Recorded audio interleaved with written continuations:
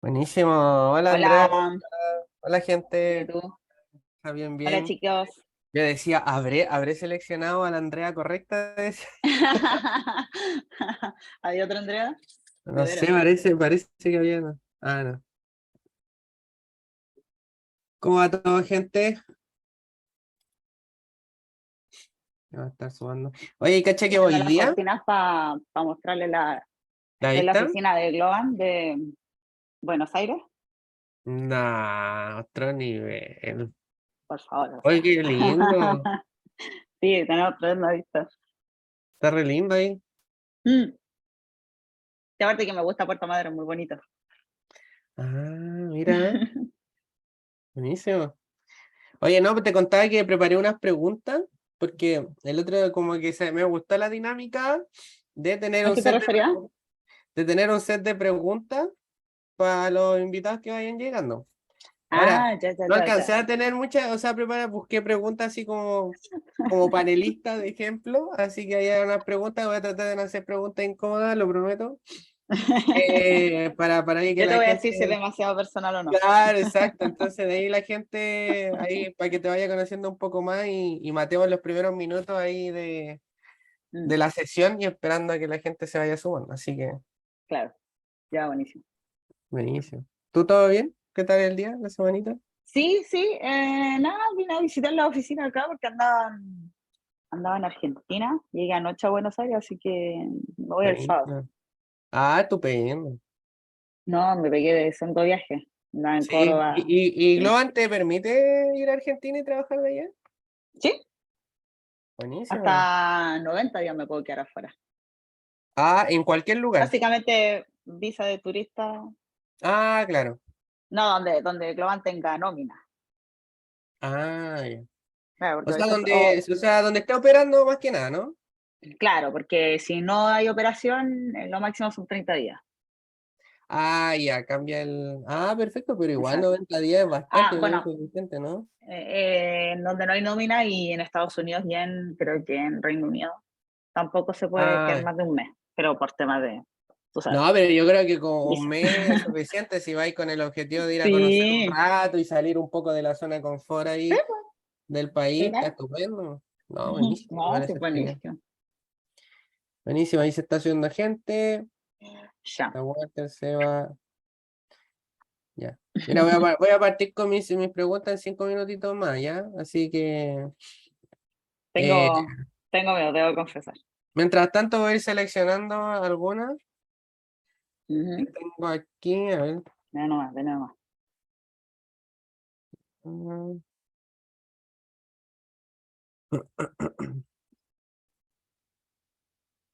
Ya, tres preguntas buenas acá. Ujú. Exacto. Aquí. Ya. Sí, esta me gusta. Mm, Está viendo el chat. Walter Herrera dice Puerto Madero. Sí, exactamente, estamos en Puerto Madero. Está la Globan Tower. La Globan Tower. No. Sí, le ponen por el nombre. Sí, no, pero. Le ponen. Perfecto. Ya estoy seleccionando ahorita que no sean tan.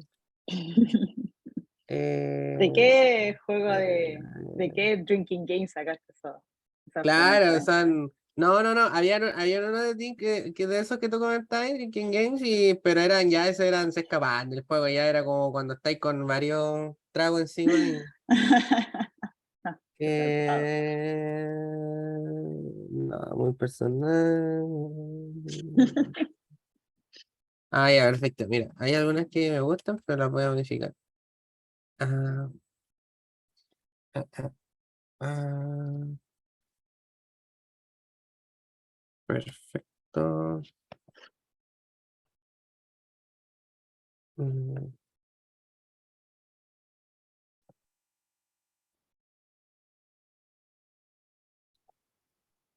mm, mm, mm.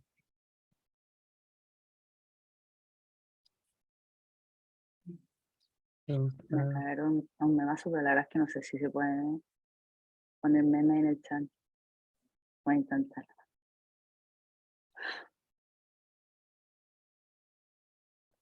Ya. Sí se puede, pero no se ve, que fome. ¿De qué cosa? Digo que acabo de ver un memazo, no.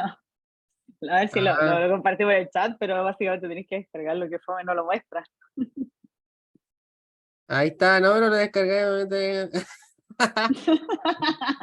Está buenísimo.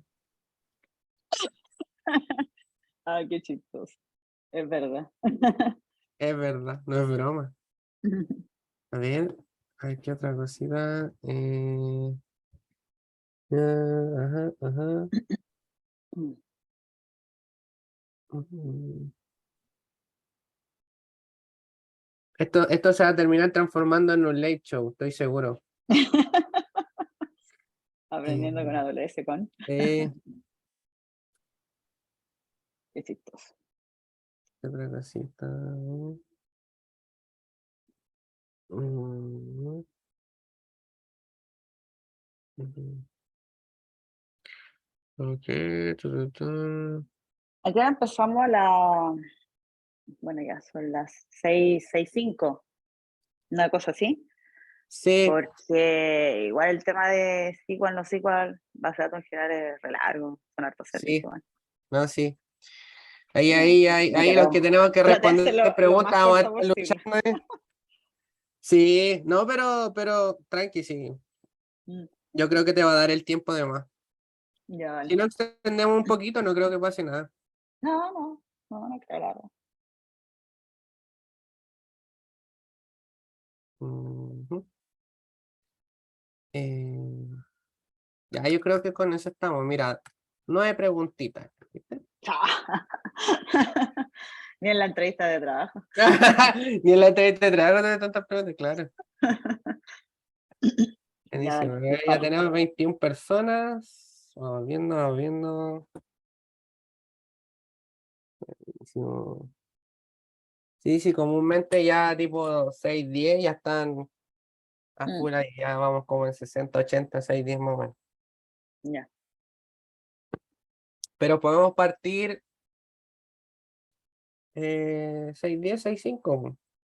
Está en 5 minutos, ¿Sí? igual no marca mucho la diferencia, creo yo, ¿no es No, cierto? la verdad es que no. No. Ya mientras tanto, ya partamos con algunas preguntitas, po. ¿Está bien? Ya dale. Sí, dale. ¿Estás preparada? Pero sin Por ponerse nerviosa, supuesto, sí. yo nací lista. Ah, sin ponerse nerviosa. Ya mira, voy a poner algo. Siempre Ay, lista, nunca hay lista. Espera, nunca ¿no? es lista. Claro. Ya. Dale. Bueno, comentémosle a la gente a qué te dedicas, Andrea. Yo actualmente estoy como DevOps Engineer aquí en Globan. Ujú. Llevo un año, eh, pero llevo un año en Globan y como DevOps Engineer. Yo antes era Cloud Engineer. Así que, Ah, buenísimo. Bueno, sí, comúnmente esos perfiles sí, van de la mano, ¿no? Entonces como que igual es como, yo sí, es encuentro muy que chistoso así igual, como ver los Cloud, los DevOps y los SRE se van mezclando. Así. Una sí, cosa bien, exacto, bien extraña. sí, exacto. De hecho, yo concuerdo de que finalmente todo se empieza a agrupar en puras prácticas Claro, y el rol como tal de ahí tú vayas aplicando dependiendo del contexto que te vaya tocando. Pero exacto. buenísimo. ¿Y qué comúnmente haces en tu diario vivir ahí en el trabajo? ¿Qué te toque hacer, por ejemplo? Bueno, yo estoy con un cliente que tiene AWS Ujú. y manejamos principalmente su infraestructura. Eso lo hacemos con Terraform, Ah, lo buenísimo. hacemos con CloudFormation en caso de que no tengamos el Terraform para eso. Ah, ya, ok. Eh, y vemos generalmente, o sea, recursos como bases de datos, con las SQS, SNS, eso ya lo pasaron, así que ya más o Sí. menos deben saber que. Um, por ejemplo, también vemos monitoreo, usamos Datadog para monitorear, por ejemplo, las bases de datos, para monitorear la infra, Ujú, ujú. y eso también lo hacemos con Terra. Ah, utilizan Entonces, bastante Terraform en general para la infraestructura. Bueno, o sea, todo lo que donde tenga que crear, no sé, una alerta, un dashboard, Terraform. Así yo, para que hable con Datadog o para que hable con AWS. Buenísimo. Creo que no hace mucho sacaron el CDK de Terraform, ¿no? No sé. Sí, el CDK, más que nada como para poder codear en un lenguaje nativo, no sé, en Python, Java, Python, por ejemplo, y te sí. va generando los Terraform y está bien Sí, nice. mira, qué Todavía no lo chistoso, porque pruebo, pero suena bien. Ujú, mm, hace poco un compañero estuvo haciendo un proyecto con unos dashboards de Datadog ujú. con, con un SDK. Sí, Eh, está sí, bastante en bueno. Mira, Python, está bonito. este es el link, ahí lo dejo en el chat. Bueno, ¿y qué Lo puse más? ahí para Bueno, el link. cualquier cosa que requiera automatización Ujú. con Python. Generalmente es Python, puro Python. Buenísimo. No, buena suite, Sí. buena suite. A ver, esa es la primera, listo, estamos check con la primera. Ya nos comentaste dónde trabaja. Pero Ujú, esta igual me gustaría hacer una pregunta adicional. ¿Qué es ¿ya? lo que más te gusta de Global, por ejemplo? O si... Bueno, acá Ujú. la verdad es que es una empresa así como entre comillas bastante juvenil. Sí. Me refiero a que, no sé, pues, alentar, por ejemplo, el deporte, que tú te diviertas mientras trabajas, por ejemplo, te ponen, no sé, espacio donde tú te puedas relajar o hacer este cambio De Switch. de mindset, de switch así, porque de repente uno está tan cansado o estás tan metido en un problema, y eso al final causa unos bloqueos que te puede estar días, semanas en esas cosas. ¿Eh? A mí me ha pasado hartas veces de repente y es como que no, estoy cansado en realidad. Te vaya a dar una vuelta, a hablar con un compañero, vaya a buscar un cafecito, así, vaya a hablar de tu O al problema. Globar. Creo que Y tienen algo pa, como Globar. Globar. sí, Está bien tenemos un bueno. bar, o sea, mira, en el site de Buenos Aires no lo he visto, me toca recorrerlo mejor, pero en el de Quedan... Santiago sí tenemos bar. Buenísimo, mira. Ahí te Allá no se escapas un hacen los ratito cuando asados. tienes que relajarte, bajar un poco. De repente es súper bueno trato eso, de no, salir. trato de no codear cuando tomo alcohol, sí. No, sí, ahí las variables del Terraform quedan como cualquier lado, se pierde. No hay que codear con alcohol. No, es un peligro, un Algunos peligro. dicen que sí, otros dicen que Sí, no. sí. Oye, Andrea, mira, una pregunta que me hace David acá en el chat dice, ¿Mm? ¿cuál es la diferencia de DevOps Engineer, Architect Cloud versus Cloud Engineer? Es difícil, una Como pregunta DevOps, DevOps Engineer, Architect, Cloud. claro, versus Architect versus Cloud, exacto. En realidad yo considero que el Cloud Engineer y el arquitecto es básicamente lo mismo. Sí, sí, Eh, sí, de ¿concordás? hecho, la única diferencia que tienen ambos es que el Cloud Engineer ejecuta. Mm. Esa es como una de las mayores Sí, diferencias. y siento que está más cerca de la nube en sí que, por ejemplo, que lo que podría estar un DevOps, porque podría estar Claro. más metido en el diseño de la arquitectura, en, por ejemplo, migraciones hacia la nube. Entonces, como es un tipo que maneja más duro los servicios que, por ejemplo, un DevOps, que un DevOps, por ejemplo, yo misma, yo no estoy todo el día en AWS, o sea, yo hago Exacto. Terraform, yo hago Python, y ese Ahí tipo de los cosas. 6 CD de los diferentes solvers, Exacto, los GitLab, pipelines, 6CD, GitHub, son claro. claro, Exacto, es como buenísimo. más poner en operación, más que el otro que está más encargado de la nube en sí, de diseñar, de la arquitectura y las soluciones y toda esa cosa. Y las Buenísimo, migraciones. buenísimo. Acá dice, puede llegar a ser un Architect Cloud con los cursos de internet. Sí, sí, Sí, totalmente. sí. Ahí igual de Tienes que llegar repente, a manejar bien los servicios y en sí, qué situaciones, en qué cargas de trabajo te sirven. claro, dependiendo Y de los ahí obviamente va a requerir contextos, un poquito más de experiencia también, eso. porque no es Claro, como... pero ahí podéis partir como Perdón. junior y tratar de ir avanzando en ciertos niveles, así Sí, que sí, igual o se puede sea, más apoyar. que nada ir aprendiéndote, o sea, típico del Cloud Engineer que tiene que entrar a ver conceptos como alta disponibilidad, fiabilidad, no sé, durabilidad.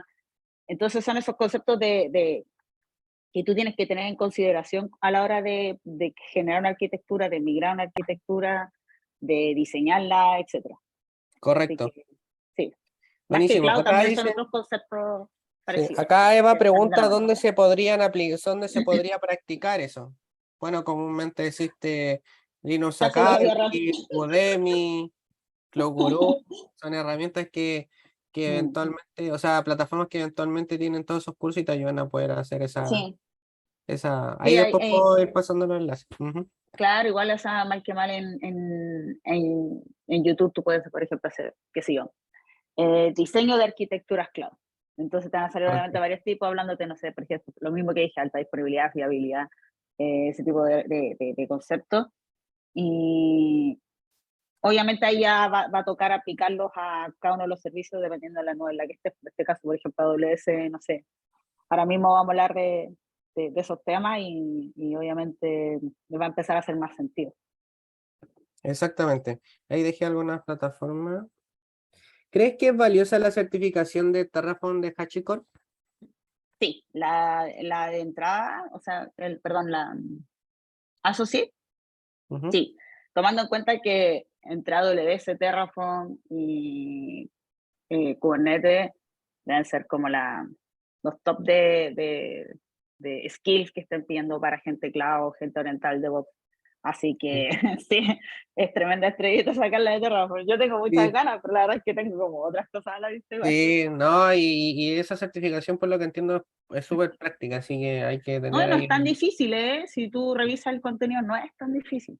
Y Terraform en sí no es difícil, igual si mal que mal sacamos los cálculos de un YAML que llama Claro. a ti de Amazon. Exacto, no, sí, No hay totalmente. mucha ciencia. Oye, mira, acá tengo otra preguntita, pero ya está ya un poco más del pool que tengo yo. Ahí creo que ya Ujú, estamos con la sí. otra. Antes para ir partiendo, déjame ver. Mm. ¿Cuál sería tu día perfecto? Uy, donde todo funcione de una. Donde todo funcione de verdad, que Así que, ningún oh, tengo que pipeline hacer esto, así como ya, falle, pam. que todo se despliegue No, a mí rápido. me ha pasado, pero al final entré como a sospechar, así como, ¿cómo Sí, funciona? no, algo que mal, es raro que Yo no creo que vaya. algo que va mal y te estáis 1000 veces igual, así que a lo Sí, no, mismo. es cierto eso. ¿Qué otra No, cosa? no, no, Acá hay otra, no es mira. eso. ¿Cuál es la enseñanza más importante que quiere dejarle a los asistentes hoy? La enseñanza más importante, Ujú. eh, pucha, yo creo que más que nada, voy a sonar muy, Dale nomás, este, estamos aquí con todo. a mí, por ejemplo, lo que me gusta harto de esto que hacemos acá es la democratización de la enseñanza.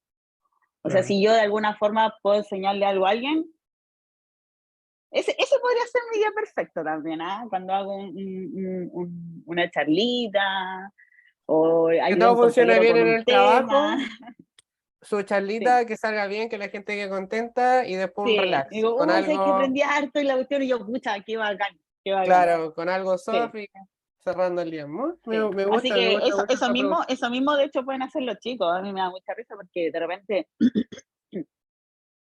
una vez en una charla, una chica de Globan estaba conmigo que era Business Analyst, creo que está tomando este curso también. Por ahí anda la Rostes que está. Eh, y me hacía como comentarios así no me acuerdo que estaba hablando de S2, creo. Yo le Ujú. decía, sí, pues tienes razón, yo ni me acordaba de eso. Sí, Entonces, de exacto. repente, los mismos chiquillos que están como más metidos, por ejemplo, de repente en la documentación nueva que va saliendo, las nuevas novedades, Ujú. o que están estudiando, claro, porque de repente si uno no lo usa a diario, se va esta cosa, o sea, es terrible. Correcto, Entonces, claro, así correcto. como que, oye, esto otro. Y yo le digo, sí, pues usted de veras, tiene razón. No, sí, totalmente es cierto eso. Mm. Así que buenísimo, mira, a ver, ¿qué otra preguntita ya como para ir cerrando? ¿Qué le recomendaría a la gente para que puedan mejorar y tener mayores oportunidades profesionales en su carrera? Mira, por ejemplo, algo que hemos visto harto en la comunidad de chicas de AWS y yo creo que le pasa no solo a las chicas, pero hay algo bien preponderante en las chiquillas. Sí, Eh, que de repente no tengan miedo a postular a trabajos. Es muy chistoso, claro. pero, por ejemplo, no sé, pues hablábamos otra vez con las chicas que hay pegas donde te piden básicamente un unicornio, así como 20 skills, así como 5 años de experiencia y que no tengáis más de 35 años. A una Exacto, persona que es básicamente inexistente, o sea, no sé qué exacto. onda la gente de recruiting, pero bueno, quedamos ahí. Entonces, por ejemplo, hay gente que dice, uy, yo no sé esto, pero ya, entonces mejor no voy a postular porque siento que es demasiado, así como, me falta mucho, por así decirlo. Ujú. Y está mal igual, porque primero que todo, generalmente la gente de recruiting pone unicornios, Correcto. así No, que no te van a postular a pega donde no cumplen todos los requisitos. Y lo otro, ¿para qué quieres irte una pega donde ya sabes hacer todo eso? O sea, no tiene sentido, ni siquiera voy a aprender algo nuevo, así que nada, o sea, si ustedes quieren hacer el cambio de rol, quieren hacer un cambio de carrera, atrévanse nomás chiquillos, probablemente no sea muy, no sea muy agradable al principio porque uno tiene que aprender mucho, tiene que agachar la cabeza, porque obviamente es un junior, qué sé yo, por así decirlo. Pero créanme que vale la pena, o sea, el mundo de la tecnología es algo que obviamente está en nuestro día a día, está en todos lados, va a comprar el pan y hay tecnología, va hace cualquier cosa y está la tecnología. Entonces, es una pega que, entre comillas, no se va a acabar de un día para otro. Así exacto. que, No, y va a estar o en sea, y constante lo mejor de innovación. todo, La idea es que se queden ustedes ahí y innoven con la tecnología, ¿no? Así que eso. y yo considero que participar de diversos procesos te ayudan a seguir fortaleciéndote porque primero le perdí el miedo, como tú comentas, y lo segundo que vas a ir viendo lo que te va faltando y lo que puedes ir mejorando y practicando para llegar a ese Claro, trabajo soñado que tanto busca la exacto. O gente sea, en todos lados. yo les digo, por ejemplo, no sé, pues cuando le digo que postulen a Globa, dice, no, ya sabes que no que ya, ¿y sabes por qué no quedaste? Y una amiga me decía, no, por el nivel de inglés. Ya le dije, vaya a hacer algo al respecto y toda la onda. Claro, Aparte de eso, le preguntaste a la reclutadora si estuvo bien tu entrevista, si... porque esas cosas también son importantes, como dices tú, o sea, todas las entrevistas son básicamente una forma de que te conozcan, ¿no? Y si la reclutadora o el reclutador te dice, no, ¿sabes qué? Te faltó poner énfasis en esto, o estás muy tímido, tal vez muy nervioso. Y eso, todo ese feedback te va a servir, así que pregunten también ese tipo de cosas. Y pregunten harto en la entrevista. Pregunta todas buenísimo. las dudas que tengan. Sí. No, sí, sí, es totalmente cierto todo eso. Me comenta, yo creo que ya estamos. Mira, justo Sí, sí, son se las... subió Eli, lo voy a promover Ah, panelista para que vayamos ya partiendo al creo tiro. que puedan... me pasas el host para compartir Sí, pantalla, por favor? correcto, te lo paso enseguida. ¿Cojos? Hola a todos, ¿me escuchan? Hola, Oli. Eli. Hola, no puedo prender la cámara. No, tranquila, Ah, tranquila, que tranqui. ya vamos partiendo con la sesión. Tienes una hora para poder Sí. prepararte para la foto, así que tranquila. No, ya, no, Dale, ni por buenísimo. eso. Ya lo veo. Listo, entonces Ya, vale. estamos, Andrea, ahí el escenario es tuyo, ya creo que estás como cojosa, así que ya puedes compartir, Mm, ahí cualquier cosita nos comenta y estamos atentos ahí a la gente y al listo. chat. Ya, entonces, confírmeme que se ve la pantalla, por favor. Se ve súper. Listo. Bacán. Empecemos entonces. ¿De qué vamos a hablar hoy, chicos? Vamos a hablar de base de datos, servicios de base de datos. Vamos a tratar base de datos SQL y no SQL. Ya, primero en la agenda vamos a ver qué es lo que son las bases de datos. Vamos a ver las bases de datos en AWS y las vamos a separar en relacionales y no SQL. O sea, con SQL nos referimos al lenguaje estructurado, ¿ya? Y con NoSQL nos referimos a que son bases de datos que no son relacionales, o sea, no son SQL, pero ahí vamos a ir entrando un poquito más en la diferencia. Vamos a ver los distintos servicios que están encasillados en estas dos clases, ¿ya?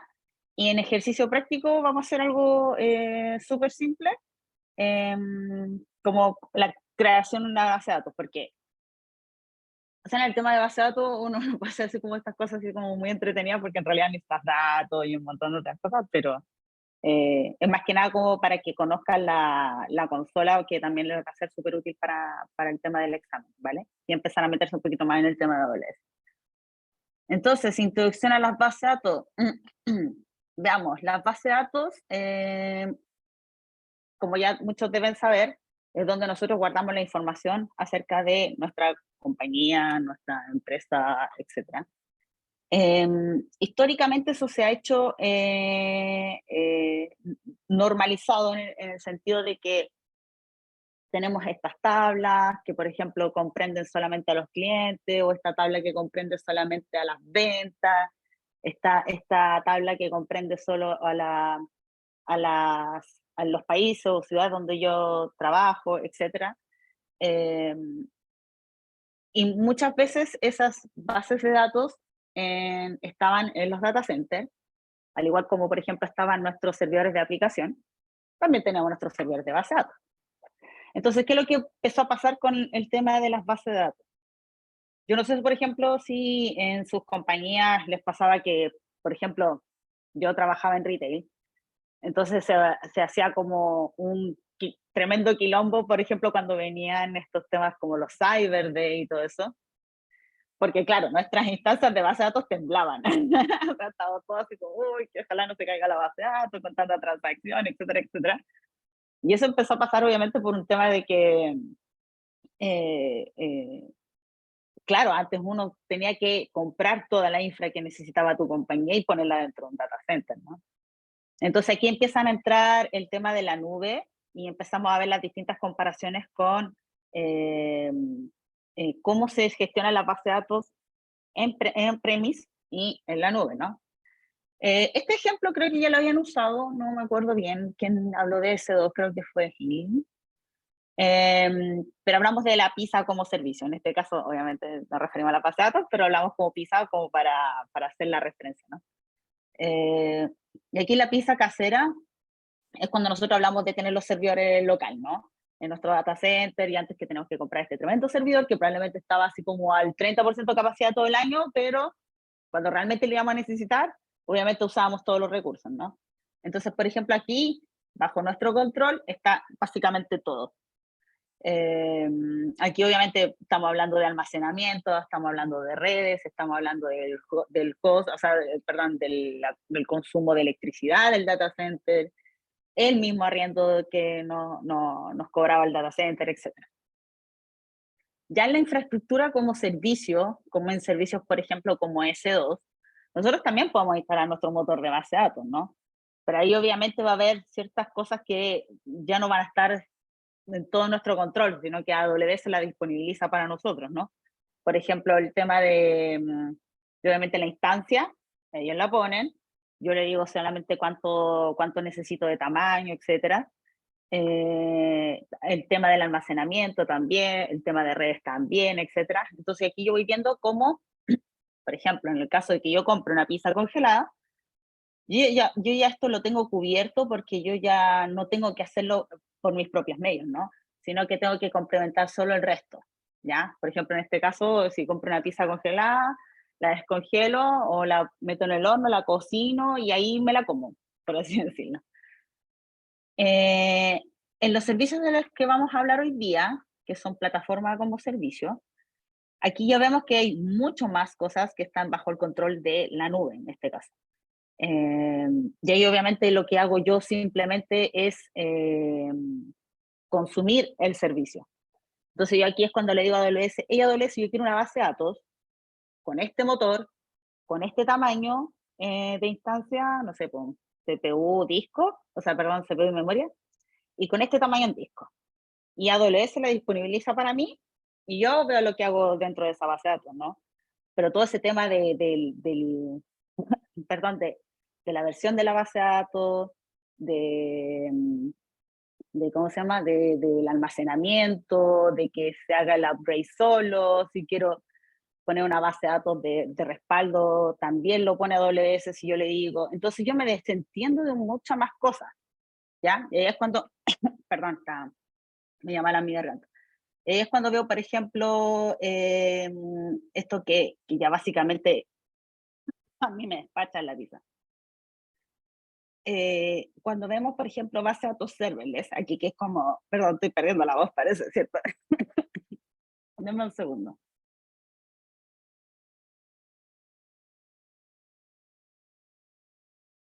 Bueno, gente, esa fue la sesión del día de hoy. No, bromas. Ojalá Andrea pueda revivir ahí. Se nos muere, se nos muere. Se nos va, se nos va.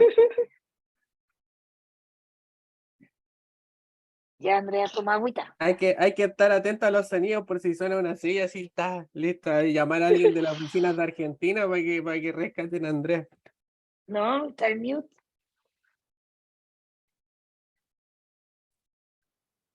Para estas situaciones debería tener una cancioncita de esas como de hotel, así, o esas que de los llamados telefónicos, Una música de espera. claro. Ya, Oye, qué Andrea, ¿qué terrible, tuve pasó? que ir a Ahí buscar un volvió. vasito de agua. Buenísimo, buenísimo, ahí estamos, de vuelta. Bueno, chicos, Ok. Ya, retomamos. ahora sí sigo. Pero en cambio, por ejemplo, cuando yo contrato un servicio de base de datos serverless, ahí es cuando ya básicamente terciarizo todo esto y yo lo único que hago es comer afuera. En este caso sería consumir el servicio de AWS.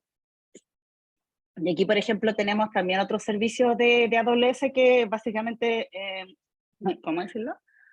Cumplen con esta función, ¿vale? Ya. Base de datos relacionales. Las bases de datos relacionales son las que comúnmente nosotros vemos, y digo comúnmente porque llevamos decenas de años usándolas. Y esta es como lo que le explicaba yo, las típicas tablitas donde hay relación entre la una y la otra. Entonces, obviamente, claro, a la hora de generar un diseño de una base de datos, no es llegar y agregar más tablas o agregar más campos, etc. Es básicamente, o lo era mucho tiempo atrás, era una tarea muy, muy compleja en el sentido de que nosotros teníamos que saber exactamente el esquema de datos que nosotros íbamos a ocupar, ¿ya? Entonces, por eso que existían estas diferentes tablas con distintos tipos de relaciones, y así, por ejemplo, nosotros creamos consultas para insertar datos, borrar los datos o modificar datos, ¿no? Las bases de datos relacionales son las que generalmente nosotros vemos, por ejemplo, en la banca, en estas bases de datos de clientes, por ejemplo, lo que son los CMR. Eh, Son bases de datos que aún están muy vigentes, que tal vez no se innova tanto en el sentido de cómo es la arquitectura tal cual, pero como les digo, generalmente siguen utilizándose, muchas tienen unas tremendas bases de datos que están casi en modo legacy, porque son unos dinosaurios que no se pueden migrar, no se pueden tocar, porque uno no sabe ni siquiera qué tiene. Generalmente estas bases de datos, igual nosotros veíamos, no sé, unos tremendos códigos que les metían ahí, unos procedimientos almacenados, como les dicen. Entonces son bases de datos que aún siguen siendo muy relevantes para muchas compañías, ¿no? Es un modelo antiguo que se está quedando un poquito fuera de los nuevos diseños de base de datos, pero está muy vigente aún.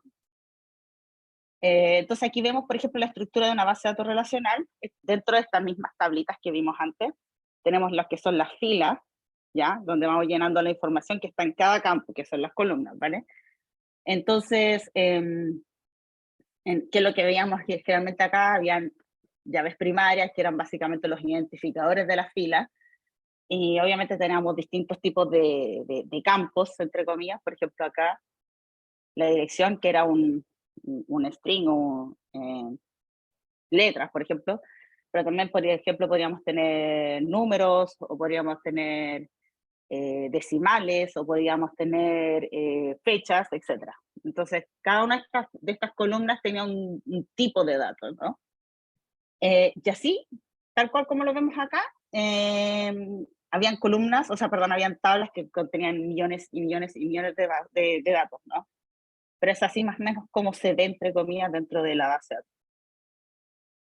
También empezamos con con el tema de NoSQL, y con NoSQL nos referimos a bases de datos que no son relacionales, no tienen el formato, por ejemplo, que tenían estas otras. ¿Qué tipo de formatos tienen? Por ejemplo, si ustedes han visto un JSON, que es probablemente uno de los de los tipos de datos más utilizados ahora en cuanto para hablar, por ejemplo, con una API o el lenguaje de aplicación, se podría decir así. Estos lo entienden nativamente. Entonces, ¿por qué son tan importantes las bases de datos NoSQL? Porque nos permiten comunicarnos mucho mejor con nuestros datos. Porque ¿qué es lo que pasaba, por ejemplo, cuando yo quería desarrollar algo en una base de datos relacional, que tenía esta estructura súper compleja de esta tabla se comunicaba con la otra, con este campo, que después ese campo se comunicaba con otro campo? Es un desastre a nivel de aplicación desarrollar algo así, ¿no? Es muy complejo y es muy caro. Es caro porque cada vez que yo intento crear relaciones entre estas distintas tablas son lecturas a disco finalmente. Y las lecturas a disco son caras por sí. Entonces empiezan a aparecer, por ejemplo, esta base de datos de memoria, que la memoria es más rápida, si bien más cara, pero es más rápida, y me permitía, por ejemplo, no ir tanto al disco a leer, sino que ya leo desde un poco más arriba, por así decirlo, desde una especie de caché o de memoria que guarda data que, por ejemplo, pasa mucho con las bases de datos relacionales. Yo leo muchas veces ellas. ¿Ya? Por ejemplo, obviamente, no sé, que si yo un vendedor le pregunta, ¿cuánto vale esto? ¿Cuánto vale esto? ¿Cuánto vale esto? Probablemente sea el mismo producto siempre. Y ese dato, en vez de ir a buscarle una base de datos, mejor me lo traigo al caché, ¿no? Y así cada vez que al vendedor le pregunten, hey, ¿sabes qué? ¿Cuánto vale esto? Yo lo voy a tener almacenado en una base de datos que es mucho más rápida, ¿no? Y no voy a tener que ir al disco, en la base de datos relacional, a buscar el dato para que me lo muestre, ¿no? Y aquí también viene ya, por así decirlo, otra parte de lo que es no relacional, no SQL, que son las bases de datos ya de valor. Hay otro tipo de bases de datos que son las de documentos, que es, por ejemplo, cuando vemos lo que es MongoDB o DocumentDB en Amazon. Eso no entra en el examen, pero quería darle un vistazo igual para que lo tuvieran en cuenta. Por ejemplo, aquí en la llave de valor tenemos un esquema completamente distinto. O sea, por ejemplo, estas mismas llaves primarias que veíamos antes, ya no son solamente una que era el identificador de la fila ni nada. De hecho, aquí, por ejemplo, hay un servicio en Amazon donde yo puedo tener más de una llave, por así decirlo. Y aquí el número de los atributos o las columnas que nosotros veíamos antes pueden estar, pueden no estar, pueden tener un tipo de dato u otro que no corresponde, no necesariamente el mismo. Entonces, ¿cuál es lo que cambia acá? En la base de datos relacionales nosotros hablamos de relaciones, de normalizar las relaciones entre los datos. Acá en el NoSQL, en realidad ese esquema se rompe. Y eso es lo que de repente cuesta entender un poquito cuando, no sé, uno como empezó en base de datos o como te lo pasan en la universidad, de estas bases de datos totalmente relacionadas, totalmente afiatadas unas con la otra. Acá lo que nos importa es cómo accedo yo a los datos, cómo mi aplicación accede a los datos y qué tipo de datos necesita mi aplicación. Porque, por ejemplo, acá si yo quiero, no sé, hacer una aplicación de arriendo de videocassette, ya no tengo esa tabla de las películas o de los actores o del director o del cliente, que no. Acá yo tengo la fecha en que me arrendaron la película, el tipo de película que es, el director, el nombre de la película, de qué país es la película, de qué año es la película, y lo tengo todo en un puro JSON. O sea, no me complico en nada. Entonces, cuando yo quiero, por ejemplo, ir a buscar, no sé, X datos, es mucho más rápido porque no tiene que buscar relaciones entre otras tablas, ninguna cosa extraña, porque ese solo dato básicamente define todo lo que mi aplicación necesita. Entonces, ese cambio de paradigma fue el que hizo que estas bases de datos se comunicaran mucho mejor con la aplicación y las aplicaciones fueran mucho más rápidas. Entonces, vamos a empezar con lo que son bases de datos en AWS. Y aquí tenemos todo el mundo separado con los respectivos servicios, ¿no? Por ejemplo, tenemos las bases de datos relacionales, las bases de datos OLTP, que son altamente transaccionales. Hay mucha escritura y muchas actualizaciones. Estas son, por ejemplo, no sé, por la típica base de datos de, qué sé yo, de un banco, ¿no? Se realizan un montón de transacciones, todo el rato escribiendo. hay casos donde, por ejemplo, no sé, hay una reversa y obviamente eso se actualiza de que esa transacción no se realizó, por ejemplo, etc. Por ejemplo, lo que, bueno, o se ocupaba, porque ahora generalmente son, en realidad son base de datos no relacionales. Por ejemplo, en el e-commerce, ¿no? Que se escribían muchas ventas y todo eso. Y este es como básicamente el tipo de, de base de datos que está sufriendo estas transformaciones, ¿no? De irse al NoSQL, porque como, tal como les digo, son base de datos grandes, que requiere harto esfuerzo en escritura en disco, por ejemplo, en memoria caché, en el caso si quiero llegar a leer algo, por ejemplo, si leo, tengo un dato que leo muy seguido, lo mejor es ponerle una memoria ahí para que la economía se lea más rápido. Y estas son las que están sufriendo las mayores transformaciones, ¿no? Dentro de lo que son las aplicaciones.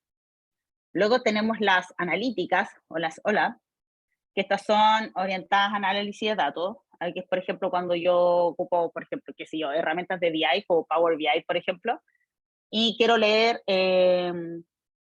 por ejemplo, las mismas transacciones de un banco, las mismas transacciones en e-commerce, quiero saber, cuántas, no sé, cuántas mujeres compraron esto en esta y tal fecha, por ejemplo, para sacar un reporte, qué sé yo, del gasto que hacen, no sé, para analizar una conducta de compra, por ejemplo.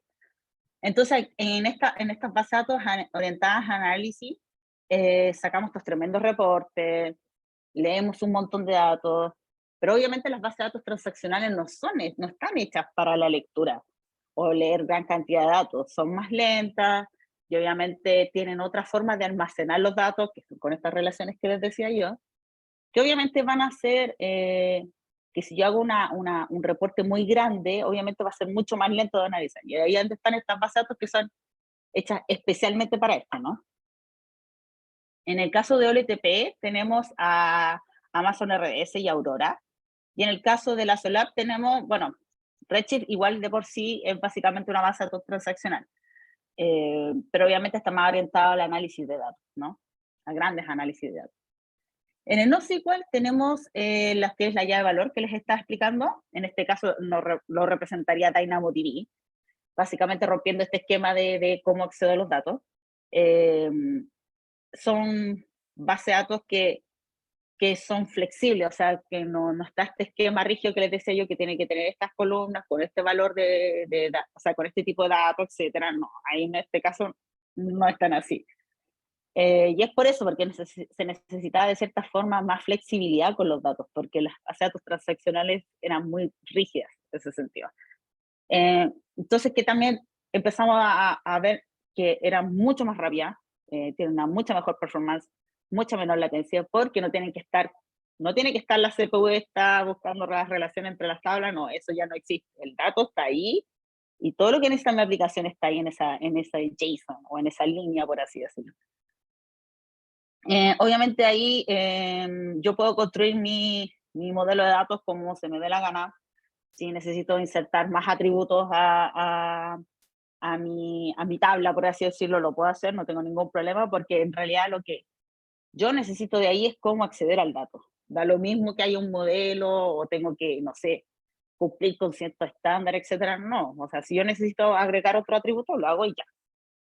Y en el caso de memoria o caché, estas son las que les decía yo que cuando, por ejemplo, si yo necesitaba un nivel de lectura o escritura también bastante rápido, obviamente la memoria es mucho más rápida que el disco. Y ahí donde nacen estas bases de datos que obviamente son para una muy alta performance, tienen que tener muy alto rendimiento. Esto es, por ejemplo, cuando yo estoy, no sé, viendo un tablero no sé, por ejemplo, las transacciones de la bolsa en tiempo real casi. Y obviamente voy a necesitar leer o escribir mucho más rápido, ¿no? Y eso obviamente es en base a memoria RAM, principalmente. Sí, básicamente hay bases de datos en memoria que también escriben a disco, pero más que nada para dar durabilidad, porque por ejemplo, si yo guardo algo en memoria y eso no se traspasa a un disco, no lo grabo en disco, eso se pierde. Entonces, por ejemplo, nacen estas otras bases de datos en memoria que sí hacen respaldos, entre comillas, a disco. Así que, ojo ahí con la diferencia entre una base de datos que que es transaccional, por ejemplo, como la llave de valor, como las relacionales, versus una base de datos en memoria, ¿ya? Porque no necesariamente quiere decir que es persistente. Y aquí están básicamente todas las bases de datos que existen en AWS, pero ojo que son básicamente las primeras dos las que entran en la prueba. Sé que hay un montón, o sea, perdón, la relacional, llave de valor y en memoria. Las otras no entran, de hecho generalmente se ven más que nada cuando uno hace el specialist de base de datos, pero sí uno lo que tiene que entender acá es dónde usar la base de datos correcta, ¿no? Aquí obviamente, como les contaba, lo que es base de datos relacional, los CMR, que son los de clientes, la base de datos de clientes financiera. List and Shift se refiere a que si yo tengo una base de datos MySQL y quiero migrarla a la nube, probablemente lo más sano sea pescar mi base de datos MySQL y ponerla en la nube en una RDS, ¿no? Obviamente va a ser lo más fácil. Es por eso que lo ponen como un caso de uso, porque obviamente si quiero migrar a la nube me tengo que llevar también mi base de datos. Y obviamente la idea es, lo más rápido posible, sería utilizar el mismo motor, pero en la nube, ¿no? Y aquí en lo que es llave de valor, real time, obvio, porque necesito una latencia baja, así que obviamente voy a escoger una base de datos que responda rápido, ¿no? Por ejemplo, cuando necesito, no sé, ir actualizando el puntaje en qué sé yo, en un videojuego, o sea, o sí, en un videojuego se puede hacer. O por ejemplo, los carritos de compra de los e-commerce, generalmente se ocupa ya de valor, ya no se ocupa base de datos transaccionales, ¿no? Y la otra que es la acá, que está en la memoria. Claro, por ejemplo, aquí dice leaderboards. Obviamente yo también puedo hacer un tablero en Dynamo, o lo puedo hacer también en Elastic Cache, que es la base de datos en memoria de Amazon. Pero obviamente va a depender de cuánto quieran pagar por eso, ¿no? Porque como les decía, la memoria RAM es mucho más cara que la memoria disco. Eh, y son muy parecidos los casos de uso igual, así como que puede que de repente se topen un poquito. Pero generalmente para lo que se usa Elastic Cache es para eso, para almacenar datos, ¿no? Para cachear datos, cachear. Listo, empezamos con las bases de datos relacionales entonces. En Amazon RS tenemos varios sabores de base de datos, y con sabores me refiero a motores de base de datos, que no es lo mismo que motor de almacenamiento, porque ojo, por ejemplo en MySQL existen los que son los motores de almacenamiento, que es como yo guardo el dato. Creo, sí. En MySQL, por ejemplo, existen bases de datos columnares, que son las que se guardan a través de columnas y no por filas como las normales, o sea, como las que se usan generalmente. Pero entonces guardan el dato de una forma distinta. Entonces yo, por ejemplo, si tengo una base de datos MySQL, pero con un motor de almacenamiento columnar, lo hago para usarla más como analítica, ¿no? Este caso lo he visto solamente en MySQL, no me acuerdo si en otros motores es igual, pero cuando yo hablo de motores de base de datos, me refiero a MySQL, a Postgres, a MariaDB acá, Oracle, Milenario, SQL Server, que es el de Microsoft, etc. Entonces, cuando yo hago este lift and shift, cuando tomo y dejo la base de datos en la nube, estos son los motores que generalmente se utilizan, ¿no? También tenemos Aurora acá, lo voy a explicar un poquito más adelante, pero Aurora tiene una particularidad a la hora de almacenar los datos, que es compatible con MySQL y con Postgres. Por eso yo pongo aquí RS como un general, pero Aurora también es parte de un servicio de RS, ¿ya? Y de cierta forma, son compatibles con MySQL y con Postgres, pero no quiere decir que es lo mismo, ¿ya? Entonces, aquí tengo mi base de datos totalmente administrada, o sea, casi totalmente administrada por Amazon. Yo ocupo la plataforma nada más, porque ya no tengo que, no sé, por ejemplo, si quiero agrandar mi instancia, hago unos clics y ya. O sea, no me tengo que complicar como básicamente comprar un servidor nuevo, ¿no? Si quiero aumentar el disco también, etcétera. Pero todas estas cosas de las que se tenía que preocupar un DBA, por ejemplo, el tema de hacer los backups, el tema de cambiar la versión de de la base de datos, bueno, la versión baja, porque igual llegar y cambiar una versión de una base de datos completa es otra cosa. O sea, yo igual tengo que ver, por ejemplo, no sé, si tengo un Oracle 12 y me quiero cambiar un Oracle 18, yo igual tengo que hacer el análisis de que si esa versión del motor de base de datos es compatible con mi aplicación, ¿no? Pero lo puedo hacer dentro de la consola. O sea, ya me empiezo a desentender de un montón de cosas en donde yo tenía que pagarle a uno o dos DBAs, por ejemplo, para que se encargaran de eso, ¿no? Tenemos aquí las bases de datos de memoria, bueno, eso ya lo habíamos revisado. Básicamente acá tenemos dos motores, seguimos hablando de motores de base de datos, que es Redis y Memcache. Tienen distintas utilizaciones, pero básicamente es exactamente lo mismo, ¿ya? O sea, es la base de datos que vive en memoria, pero obviamente entre las dos hay diferencias que son claves para definir cuándo escojo una y cuándo escojo la otra, ¿no? Y eso es lo que tienen que empezar entre comillas, aprender ustedes. Y también tenemos a DynamoDB como la base de datos ya de valor. Tenemos estas tablas que son globales, o sea, yo básicamente de cualquier parte del mundo le puedo estar pegando a la misma base de datos. Tenemos Point Time Recovery, que yo le digo exactamente a qué día y a qué hora mi base de datos hace rollback, por así decirlo. Entonces, si hubo una escritura o alguien eliminó algo, hay que recuperar esa data o no escribirla. Tenemos, por ejemplo, ese tipo de cosas que tiene DynamoDB, ¿no? Entonces, obviamente, tiene un montón de cosas que de repente en la base de datos relacionales no es tan bueno, pero empiezan a aparecer estos features que hacen que nuestra inversión de tiempo dentro de las bases de datos sea mucho menos, y así me preocupo más de mi aplicación, ¿no? De más orientada a negocio.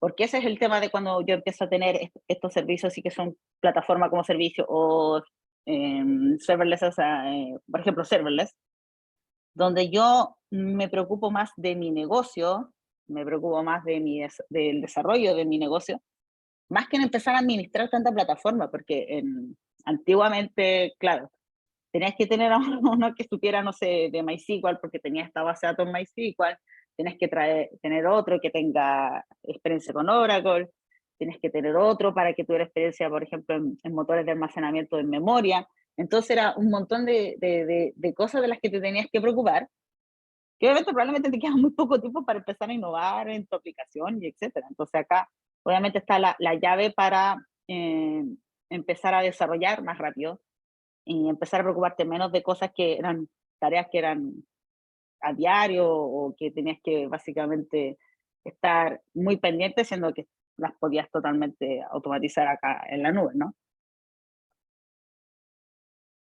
Ya, veamos la relacional entonces. Acá tenemos RS, plataforma como servicio, o sea, una mucha menor carga de administración. O sea, perdón los bebés, pero amigo, yo básicamente te están reemplazando, ¿no? Hay que empezar a buscar otras oportunidades por ahí. Tenemos múltiples motores de base de datos, ya les expliqué ya, tenemos Postgres, tenemos MySQL, tenemos Oracle, tenemos SQL Server, MariaDB, y creo que eso es todo. Tenemos escalabilidad horizontal, y con eso me refiero a que yo puedo subir o bajar mi instancia de cómputo. La de almacenamiento solo puede subir, y es por el tema que les expliqué en la clase de DBS, espero que se acuerden, porque yo puedo decir que voy a ocupar 100 gigas de disco y ocupar la mitad, pero no le puedo decir después, no, lo quiero bajar a 80. No, escala, pero escala solamente hacia arriba, no puedo escalar así como hacia abajo, o sea, en realidad sí lo puedo hacer, pero básicamente lo que tengo que hacer es tomar mi base de datos y restaurarla en una base de datos mucho más pequeña, con un disco duro mucho más pequeño, pero de que se puede hacer, se puede hacer. Pero no es la norma de que yo esté subiendo y bajando el tamaño de mi base de datos, porque eso a nivel de motor de almacenamiento es una tarea muy compleja, o sea, no es llegar y hacerlo. Con durabilidad nos referimos a que, aparte de que estas bases de datos ocupan los discos que ya lo vimos con EBS, que está replicado en la zona de disponibilidad, 3 zonas de disponibilidad por lo menos, perdón, 3 veces en la zona de disponibilidad. También hablamos de otras formas de cuidar la durabilidad de nuestros datos, ¿no? Que no los perdamos, ¿no? En este caso, por ejemplo, en Amazon RDS tú puedes poner standby databases, que son bases de datos que hacen replicación síncrona, o sea, están una a la otra, muy pendientes de que se escriban los datos y ya luego, por así decirlo, tenemos a ambas bases de datos con los datos escritos en cada una de sus discos de almacenamiento, porque en caso de que me falle la principal, hacemos switchover, o sea, perdón, es failover, hacemos failover automático hacia la base de datos que estaba ahí esperando en el caso de que ocurriese un error, ¿no? Aquí hay unos conceptos que están muy relacionados a base de datos, que es failover, y ahí es cuando hago el switch de un nodo principal a otro que estaba esperando en caso de que hubiese una falla. Eso es en base a un error. Pero yo también puedo hacer un switchover, o le dicen failover, entre comillas, manual, cuando yo quiero que la instancia que estaba como nodo principal se baje y que suba a la otra, ¿no? Eso es más que nada, por ejemplo, cuando quiero hacer, no sé, pruebas de disaster recovery, por ejemplo, cuando quiero probar que realmente funciona el failover. Y eso obviamente me permite saber si mi base de datos está bien, o sea, que puede aguantar, por ejemplo, un evento de falla. Y es muy importante hacer esas pruebas de 1 o 2 veces al año, más que nada para asegurarse de que esté funcionando todo bien, ¿no? Y que el nivel de aplicación tenga la respuesta que yo espero.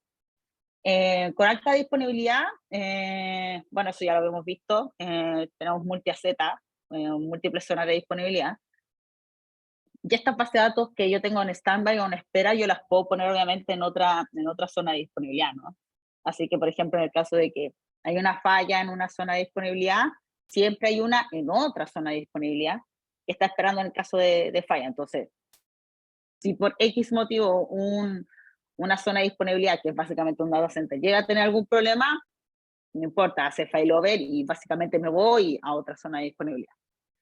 También tenemos esta característica que se llama read replicas. Las read replicas son otras instancias, básicamente la misma. Pero aquí la replicación no es síncrona, es asíncrona. Así que ella solamente recibe todos los cambios que tiene la base de datos principal, pero no están así como al punto de sincronización que podrían estar con la standby, ¿no? Estas réplicas son solo para lectura, es más que nada para hacer una especie de escalado horizontal. Ah, me equivoqué, ahí era escalabilidad vertical. Ah, ya, entendí por qué me parecía raro. Y es más que nada para agregar nodos de lectura dentro de mi base de datos, y así no tengo, por ejemplo, la base de datos principal recibiendo escrituras y más encima lectura. O sea, no. Si quiero hacer lectura, lo hago en las réplicas, ¿no? Así no cargo mi base de datos principal.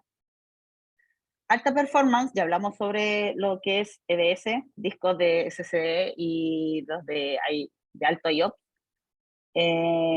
Para las bases de datos transaccionales en especial, obviamente la performance del disco es muy importante, ¿no?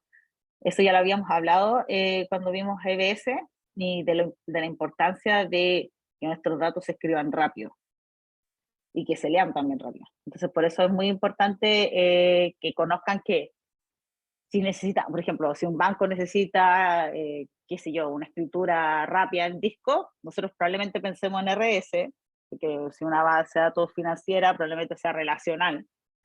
Y obviamente vamos a hablar de discos con alta capacidad de escritura, ¿no? Para los backups, que eran estas tareas que ya empezamos a dejar a AWS que las haga por sí sola. Y los snapshots, que son básicamente fotos, como le explicaba, por ejemplo, cuando vimos el tema de disco, son fotos de la situación actual en la que está mi base de datos, ¿no? Para los temas de backups, generalmente lo que se hacía antiguamente, por así decirlo, bueno, probablemente se sigue haciendo, pero lo que se hacía era no sé, programar, por ejemplo, a través de un script, por ejemplo, de un cron, así para que, no, porque todos los días a tal hora la base de datos va a hacer un backup, ¿no? Pero ¿qué es lo que pasaba ahí? Si tenías solamente un nodo, obviamente se iba a poner lento, ¿no? Porque obviamente lo que hace ahí es básicamente traspasar la información a otro archivo, y así obviamente tener como traqueado los cambios que se hicieron en las bases de datos, igual con los snapshots. Es una tarea que es a nivel de base de datos muy cara. Entonces, generalmente esas tareas se hacían a deshora, ¿no? Aquí AWS básicamente te hace todas esas tareas que podrían ser, por ejemplo, un poco complicadas para ti, porque tienes que hacer un script, tienes que ponerle una hora, estar pendiente que si se hizo bien el backup o no, o el snapshot. Incluso en algunos motores tú comprabas otra aplicación para que se hiciese por ti. Es tremendamente caro. Entonces, con este tipo de cosas nosotros nos empezamos a deshacer de mucha carga financiera de tareas de administración, ¿no? También esto, por ejemplo, con los temas de seguridad como encriptación, o sea, nuestros datos descansan ahí totalmente encriptados en disco, y eso sin obviamente depender de ninguna otra aplicación que lo hiciese por ti, ¿no? Y con aislamiento de red me refiero por ejemplo, cuando uno armaba, por ejemplo, la VPC, no sé si recuerdan bien, y yo armaba mi subnet pública, que es donde estaba mi aplicación, porque no sé, qué sé yo, le pegaban directo a internet, que también está mal. Ustedes saben que no tiene que haber subnets, o no tiene que haber nada que tenga acceso público, pero bueno, eso ya lo verán más adelante. Eh, pero ¿qué pasa con las bases de datos? Las bases de datos obviamente son el corazón de tu negocio, ¿no? Son tus datos. Hay, por ejemplo, datos que son altamente sensibles. Entonces, obviamente lo quieres mantener alejado de cualquier cosa que pudiese llegar a hacerle daño, ¿no? Y en este caso también está el tema de la red. Entonces, aquí, por ejemplo, donde yo pongo mi base de datos en una subnet privada, ¿no? Y por eso me refiero a aislamiento de la red. También hay varios motores que permiten tener acceso a los datos con EIN. Así que aquí, por ejemplo, pueden ver en Postgres, creo que en MySQL, sí, se pueden acceder a los datos. Yo le puedo decir, por ejemplo, no, yo quiero que este usuario de IAM sí tenga acceso a mi base de datos y quiero que tenga permiso, por ejemplo, sobre estos esquemas, ¿no? Sobre estos datos en particular. Y tal como lo vemos, por ejemplo, con ES2, acá también tenemos modelos de precio. La demanda es cuando yo obviamente creo ¿cómo se llama? Mi instancia sin decirle a nada a nadie, yo la creo, la borro cuando la dejo ocupar y ya. Pero en la mayoría de los servicios que ven acá, también tenemos lo que es instancia reservada. Entonces yo le digo a Amazon, ¿sabes qué, Amazon? Voy a usar este tipo de instancia de este tamaño por lo menos un año. Entonces yo quiero que me hagas el descuento respectivo. Te voy a pagar, qué sé yo, la mitad del año por adelantado, por así decirlo. Entonces ahí obviamente va a ser una economía que no la teníamos en on-premise. De hecho, en on-premise era mucho peor, porque si yo le decía, no sé, al negocio, ¿sabes qué negocio? Necesito comprar una base de datos más grande. Necesito comprar una instancia de datos más grande. Y nada, o sea, ¿qué descuento te iban a hacer? O sea, probablemente te iba a salir mucho más caro. Y nada, el negocio le fue muy bien y al otro año te quedaste corto y ahí está tu base de datos básicamente sufriendo. Eh, con esto no, ya no es tan así, o sea, yo puedo decir, no, yo quiero ahorrarme, qué sé yo, el primer año. O estoy tan seguro de que mi carga de trabajo está estable y me tiro a un modelo de precio de 3 años, ¿no? Entonces, obviamente, esas cosas ya no las teníamos antes. Estos son beneficios, entre comillas, que los encontramos en la nube.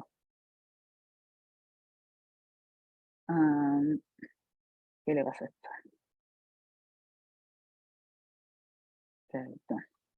Andrea, Sí, cuéntame. ahora una pausa cortita. ¿Mm? Mira, tenemos algunas preguntas. Por ejemplo, Vivian pregunta, ¿en qué tipo de negocio sería recomendable usar NoSQL versus SQL? Bueno, es como lo que les mostré delante, ¿no? Pero se refiere a tipo de negocio. Correcto. Es que, por ejemplo, hay lo único que te podría decir así como casi a ciegas, porque esas decisiones están basadas también en otros aspectos, por ejemplo, en la aplicación. Pero, por ejemplo, cuando yo hablo de bases de datos relacionales, yo digo que generalmente son legacy de aplicaciones mucho más antiguas como la de los bancos, como las bases de datos de clientes, como las bases de datos de venta, de, no sé, de gestión de personas, ese tipo de cosas, porque son generalmente sistemas que son mucho más antiguos, desarrollados hace muchos años atrás. O sea, no quiere decir que NoSQL no sea, sea nuevo, entre comillas, de nuevo no tiene nada, pero Claro, obviamente lo están utilizando las aplicaciones modernas, las que están empezando a salir ahora, las que están construyendo con este otro paradigma de acceder a los datos. claro. Entonces, ¿qué tipo de negocio? Así como los negocios que ya tenían hace muchos años base de datos, probablemente sigan utilizando relacionales, ¿no? Y obviamente Claro, exacto. el diseño de aplicación está exigiendo otro tipo de base de datos, y ahí ya están saliendo las NoSQL. Perfecto. Otra Ujú, pregunta de Karen dice, ujú. comparando una Aurora con un Postgres en RDS, ¿cuál es la diferencia en costo? En costo no lo sé, no lo tengo claro. Pero probablemente sea mucho más caro porque el motor de almacenamiento que ocupa Aurora requiere más cantidad de discos que la de Postgre. Y obviamente los beneficios en performance son mucho más altos, así que probablemente sea más caro Aurora Postgres que Aurora RDS, ¿no? Perfecto. Y la última pregunta Mm. ahí nos dice Alejandro. Si quisiera utilizar, o sea, consultar la base de datos en ambientes bajos de QA, pero con todos los Ujú. datos actualizados como está en producción, ¿cuál sería la buena práctica? ¿Es Creo que se necesario respondió tener sola la pregunta, ¿no? sí, es necesario tener tantas instancias de base de datos como ambiente con el precio de storage con lo que conlleva? Eso es la pregunta. Sí, sí, mira, te voy a ser súper sincera. En el caso de las bases de datos relacionales hay una particularidad que los motores de base de datos van a actuar dependiendo de la cantidad de datos que tienen, van a comportarse dependiendo de patrones de acceso a los datos, y eso ya son temas mucho más complejos, como, temas como los que vería un DBA, ¿no? Por ejemplo, caso aparte. Eh, Tenemos unas bases de datos en Postgres que obviamente están siendo utilizadas para hacer analítica mal, o sea, ya ahí de partida mal. Entonces decíamos, ya, ¿cómo podemos hacer que esta base de datos se comporte mejor con estas consultas de analítica, ¿no? Pero ¿cuál es el tema? Cuando yo quiero hacer pruebas sobre unas configuraciones que voy a hacer en la base de datos, si la hago en ambientes previos, donde hay muchos menos datos, o tal vez los mismos datos, pero los usuarios no van a acceder de la misma forma, no hay aplicaciones que accedan de esa misma forma. Eh, en la base de datos va a tener una conducta muy distinta, porque por ejemplo, cuando yo le digo, ejecuta esta consulta a la base de datos, no es lo mismo que si yo se la pido una vez y se la pido 20.000 veces al día, como podría ser el caso en producción. Porque la base de datos va a decir, ya, mira, ¿sabes qué? Esta consulta me la hace muy seguido, entonces voy a armar un plan de ejecución de esta consulta que sí va a calzar mejor, la voy a poder ejecutar más rápido, pero versus la misma consulta en un ambiente previo que la hago, no sé, estoy haciendo algunas pruebas, la haré 10 veces al día, qué sé yo, estoy tirando números al azar, no se va a comportar de la misma forma. Entonces, claro, ese tipo, por ejemplo, de base de datos tiene ese tipo de complejidad, ¿no? Claro, perfecto. Exacto. Así Sí, que súper, Andrea. No, no, probablemente sí encuentres mucha diferencia si cambias el tipo de instancia, la forma claro. que accede a los datos, etc. No, sí, es totalmente cierto eso. Mm. Bueno, ahí, esa sería la pregunta. Disculpa la interrupción. Ahí Sí, cualquier tranqui. pregunta te interrumpo. No, muchas gracias, Andrea. Ya. Bueno, y aquí tenemos, por así decirlo, la guinda de la torta en Amazon. Nada, como les decía, las bases de datos transaccionales no se van a ir a ningún lado. Probablemente sufran transformaciones no tan grandes, pero sí van a seguir existiendo, ¿no? Eh, y aquí empieza, y obviamente nace Aurora, ¿no? Que es básicamente un motor de almacenamiento basado en dos motores de base de datos, que es MySQL y Postgres, donde ¿cuál es la gracia, por así decirlo? Es cómo yo accedo a los datos, ¿no? Aquí hay solamente un storage, no tenemos múltiples instancias con cada uno con su, perdón, dije storage. No tenemos este clúster de instancias, como que cada una tiene sus discos, etcétera, por así decirlo. No, acá hay solamente un único disco de almacenamiento. Yo digo un único disco, pero en realidad son miles de discos. Pero es una capa de almacenamiento que es compartida, ¿no? Entonces, ¿qué nos permite eso?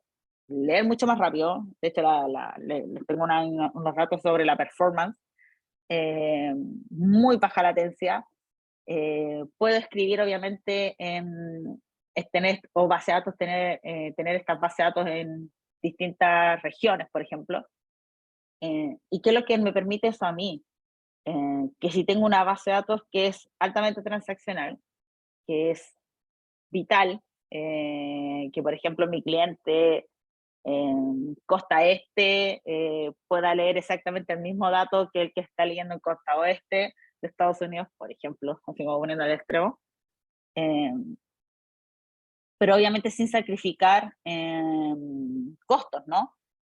Claro, como les decía, sí, probablemente Amazon Aurora es mucho más caro que Amazon RS, puede ser el mismo motor, etcétera, pero obviamente hay otras cosas, ¿no?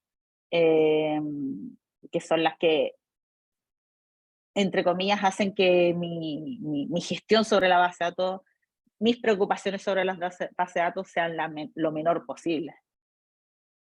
Entonces aquí, por ejemplo, tenemos el rendimiento de Aurora es 5 veces mayor que en MySQL en RS, que eso ya es mucho, y 3 veces mayor que en Postgres.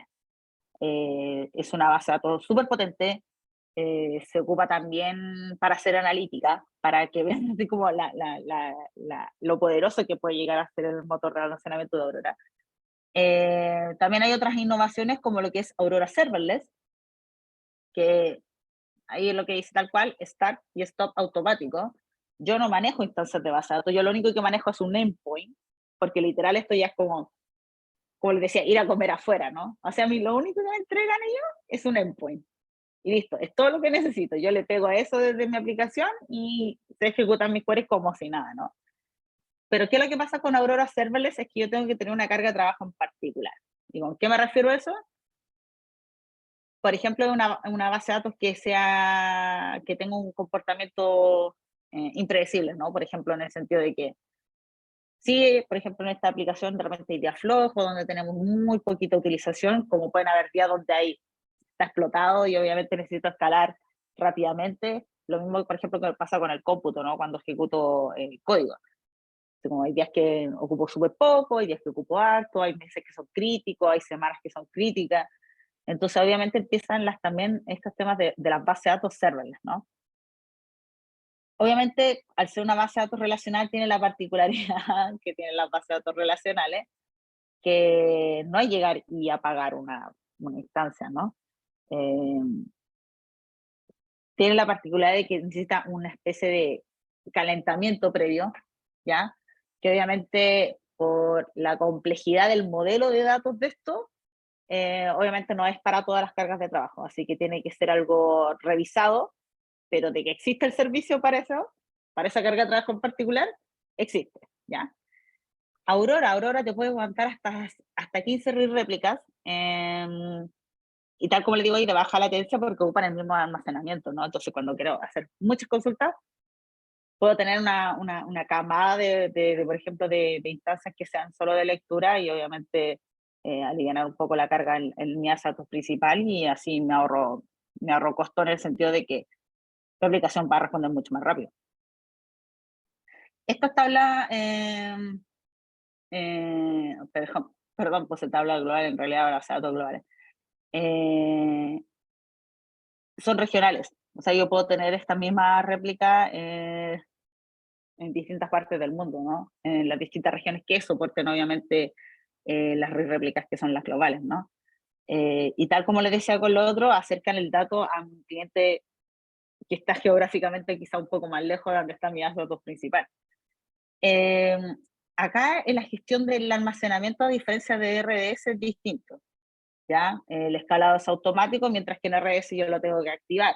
Y tengo esta problemática, entre comillas, de que va a ir escalando siempre hacia arriba, ¿no? A menos que yo lo achique y eso no es una tarea manual, pero obviamente es algo que tiene cierta complejidad. Puedo crear puntos de conexión personalizados, estos endpoints que les decía yo, que por ejemplo en el caso de serverless me entregaban uno y yo le pegaba ese y ya. No, aquí yo puedo personalizarlos, puedo por ejemplo, no sé, crear endpoints para esta aplicación en particular, entonces yo le digo, no, ya sabes que con este endpoint le vas a pegar a esta read réplica. O este es el endpoint para escritura, ¿no? Entonces le paso un endpoint de escritura. Y para esta otra aplicación, que no necesito, no sé, escribir, por ejemplo, solo necesito leer, le voy a poner, no sé, 2 endpoints y 2 read réplicas, la asocio a eso, a un endpoint, y listo, ¿no? Entonces puedo crear esta customización para mis aplicaciones, ¿no? Muy económico en ese sentido, o sea, eh, porque no me tengo que poner creativo a nivel de aplicación para hacer eso, sino que el servicio lo disponibiliza por mí. Y en el caso de MySQL, tenemos lo que es consultas en paralelo. Básicamente lo que hace esto es pescar, o sea, como tomar trozos de la query, de la consulta, y se la va a pasar a distintos nodos para que ellos vayan resolviendo por mientras, y así es como hacer el trabajo del colegio en equipo, pero bien. Van a hacer cada uno una parte y luego van a armar entre todos esta consulta y la van a tirar hacia afuera, hacia el que solicitó la consulta, ¿no? Esto hasta el momento está solo para MySQL, así que ojo ahí, pero claro, mueve la aguja en el sentido de que ya no tengo un solo nodo ahí haciendo todo este trabajo que puede llegar a ser muy pesado para armar una consulta, ¿no? Amazon Redshift, aquí vemos más, bueno, sigue siendo relacional, pero un poquito más acerca de lo que es análisis de datos, ¿no? Acá, por ejemplo, también tenemos nuestra versión en serverless. Obviamente no necesita este calentamiento, este warm-up, tanto como una alta transaccional como lo que podría ser una Aurora, pero obviamente está, ¿no? Redshift está creada principalmente para hacer análisis de datos, ¿no? Entonces, puedo manejar petabytes de datos, puedo poner seguridad granular, porque obviamente voy a tener múltiples equipos trabajando con esta data. Va a tener el equipo de finanzas, va a tener un equipo de compra, va a tener un equipo, no sé, de innovación, y obviamente no todos pueden acceder a todos los datos. Está hecho para armar bases de datos, o sea, para armar data lakes, para hacer transformación de datos. Está creada para el machine learning, entonces obviamente es una base de datos que cuando a mí en la pregunta del examen es decir, necesito una base de datos para analizar mis comportamientos de venta o para sacar grandes reportes. Claramente estamos hablando de análisis de datos y eso obviamente nos tiene que llevar directamente a Redshift, ¿ok? Aquí, Postgres de nuevo, por eso les decía, no es que sea un motor distinto, ¿no? Solamente que acá Amazon lo versionó para crear esta base de datos de analítica, así como les contaba, como MySQL como motor de base de datos, tiene motores de almacenamiento que son hechos para hacer analítica. Tal como les contaba, tenemos nuestra versión serverless, tenemos un editor de queries, que es el Query Editor, versión 2 ya, que es un editor de SQL para escribir tus consultas directamente en la web, muy bueno. Tal como les comentaba, conectar las herramientas de análisis o los mismos, o disponibilizar los endpoints para conectarme, por ejemplo, que sea un Workbench, a Power BI. Por ejemplo, hubo un lunes donde vimos unas librerías de Python para hacer análisis de datos y hacer unos dashboards ahí súper bonitos, donde ella ocupó, Andrea, mi tocaya, ocupó Jupyter Notebook, ¿no? O sea, dentro del mismo notebook, ahí tiraba su código en Python y le iba mostrando la data, ¿no? Eso, por ejemplo, podría haber sido perfectamente una base de datos Redshift por detrás, ¿no? Y tenemos QuickSight, que por ejemplo, que es para hacer dashboard, que es una dashboard un montón de otras cosas más, no solo dashboard ni cosas así como, ¿cómo se llama esto? Barrita, ni nada de eso, así como puede llegar a ser mucho más complejo para hacer reportería en general igual, así que es una muy buena herramienta. También lo que tenemos es consulta federada, donde dentro de nuestro mismo motor de Postgres nosotros nos podemos comunicar con otras bases de datos externas. O sea, aquí estamos hablando de que yo podría estar pegándole a un S3, podría estar construyendo una query en mi S3 con una data que tengo en Redshift y con otro dato que tengo en una base de datos RDS en MySQL, ¿no? O sea, es una herramienta que es tremendamente poderosa para hacer análisis de datos. Entonces,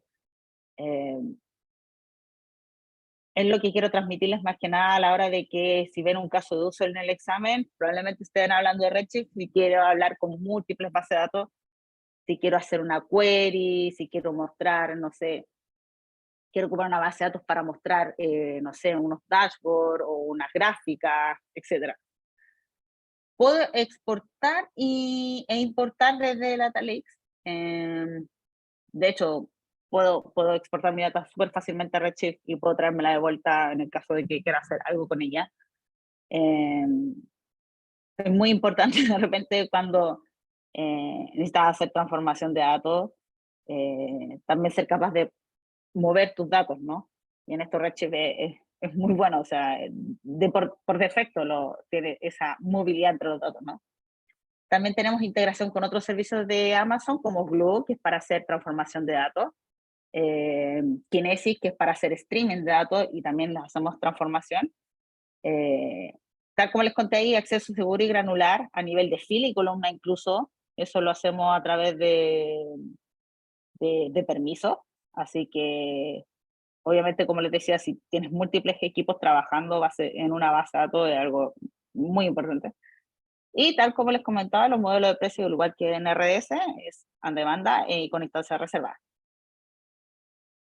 Ahora nos vamos al NoSQL, base de datos de memoria y caché y base de datos ya de valor.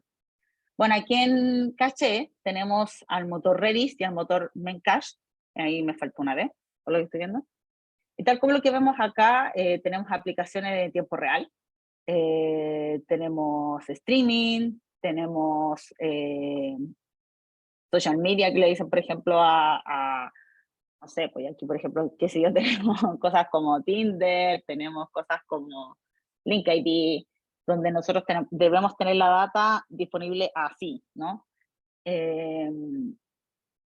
Tal como les comentaba, las bases de datos de tipo caché son de memoria, son obviamente bases de datos que están orientadas a tener mucha memoria, entonces por eso les digo que son bases de datos que son generalmente mucho más caras.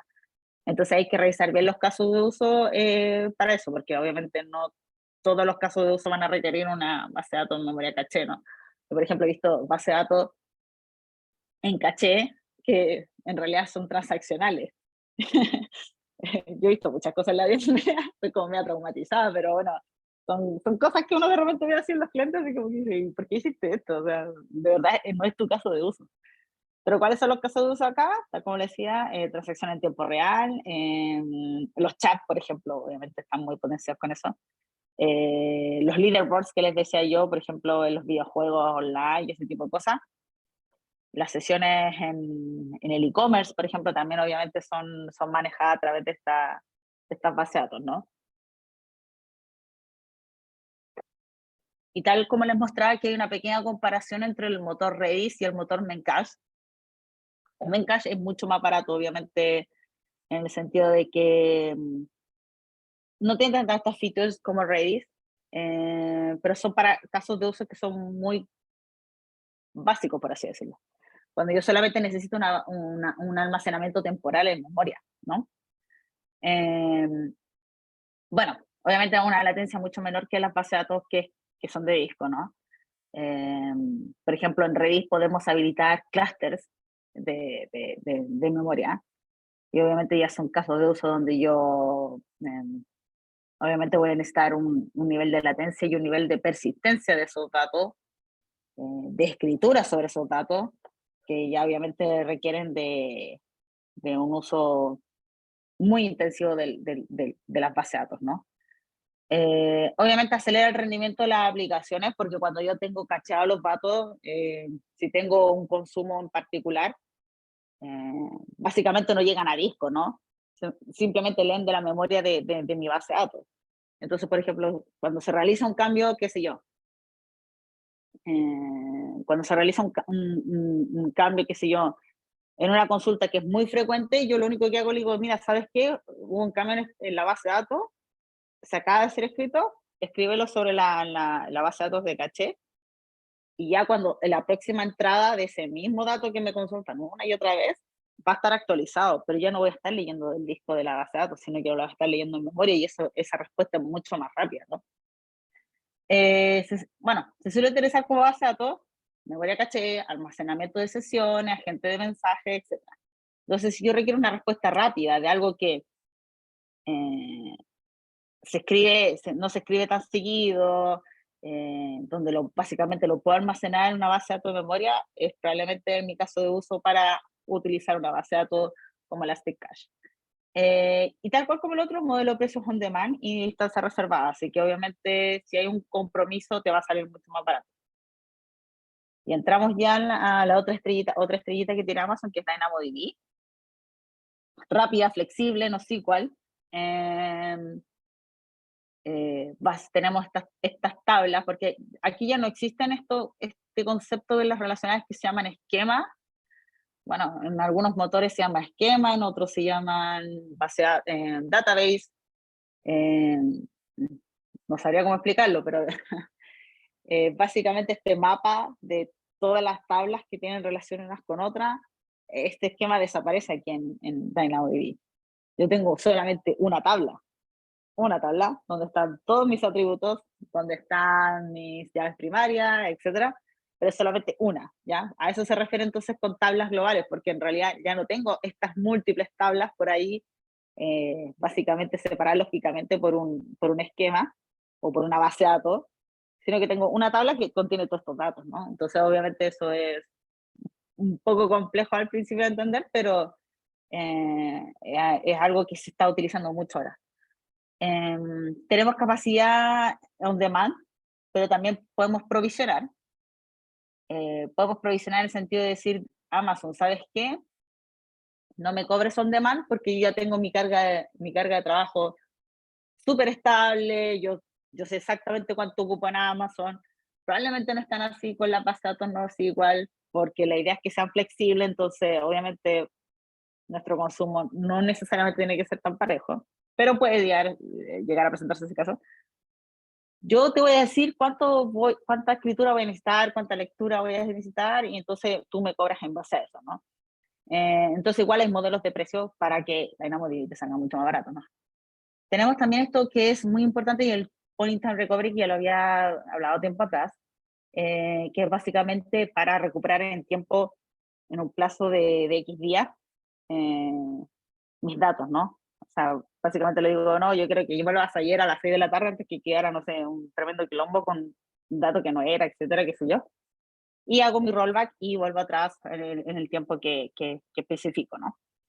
También tiene esto que es PartyQL, que nos ayuda un poquito a, a escribir consultas para nuestra Dynamo, ¿no? Porque tenemos este lenguaje que es SQL o SQL, lo pueden escuchar también, que era bastante, bueno, no es complejo, pero obviamente algo que ya nosotros muchos sabemos ocupar eh, para consultar nuestros datos, ¿no? Pero obviamente con las bases de datos no SQL no es tan así. O sea, obviamente tienen su propia estructura para entre comillas, como preguntar por el dato, pero no es como nosotros lo usábamos generalmente, ¿no? Entonces empiezan a salir estas cosas como PartyQL que nos ayudan a un poquito a hacer las consultas en una base de datos que no es igual, pero que sí queremos seguir utilizando el mismo lenguaje con el que nos comunicábamos con la base de datos transaccionales. Entonces empiezan a salir ese tipo de herramientas, por así decirlo. Se integra con un montón de servicios de AWS, o sea, es insano, porque básicamente te sirve para muchas cosas, analítica, automatización, pipelines, transformación de datos, monitoreo, o sea, Dynamo se está convirtiendo en una base de datos más usada dentro de los servicios de AWS, entonces obviamente van a empezar a salir muchas más cosas relacionadas a eso. DynamoDB es una base de datos que es compatible con ACID, que es una de las propiedades más importantes de las bases de datos transaccionales, de las bases de datos relacionales, perdón. ¿Qué significa esto? Que obviamente son características que nosotros teníamos en las bases de datos relacionales, que no necesariamente pueden estar en una base de datos NoSQL, ¿no? Entonces, por ejemplo, tenemos la atomicidad, que es básicamente que el dato sea único, ¿no? Porque puede pasar que se encuentren el mismo dato varias veces y obviamente eso no nos sirve. Está también la consistencia del dato, o sea que básicamente si yo escribo en una base de datos en la costa este, sea básicamente el mismo dato que está en la costa oeste, ¿no? Entonces esa consistencia yo la puedo tener en DynamoDB. O puedo no tenerla también, porque la consistencia es algo que es opcional dentro de la base de datos. Si mi carga de trabajo no necesita que yo tenga consistencia, entonces yo obviamente puedo decir, no, ¿sabes qué? Déjalo así nada más, porque obviamente la consistencia es una sincronización que tiene que ser en tiempo real, que eso obviamente va a encarecer la configuración de la base de datos. Pero si no necesariamente la necesito, o sea, si mi carga de trabajo soporta que yo haga una consulta en el mismo momento y otro cliente también haga la misma consulta y recibamos distintos tipos de datos, no hay problema, desactivo la consistencia. Pero si la necesito, obviamente la tengo que activar y Dynamo la soporta, ¿no? El aislamiento del dato también, lo que es la durabilidad también. Entonces son cosas que nosotros dábamos por sentadas en las bases de datos transaccionales, pero que no necesariamente están en todos los motores NoSQL, ¿no?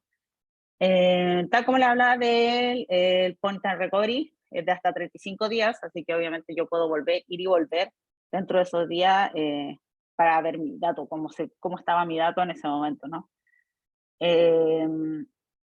Bueno, ahí estamos hablando de la consistencia de los datos en milisegundos, el cifrado en reposo también, al igual que las bases de datos transaccionales, y las restauraciones con las copias de seguridad, con los backups, los snapshots, ¿no?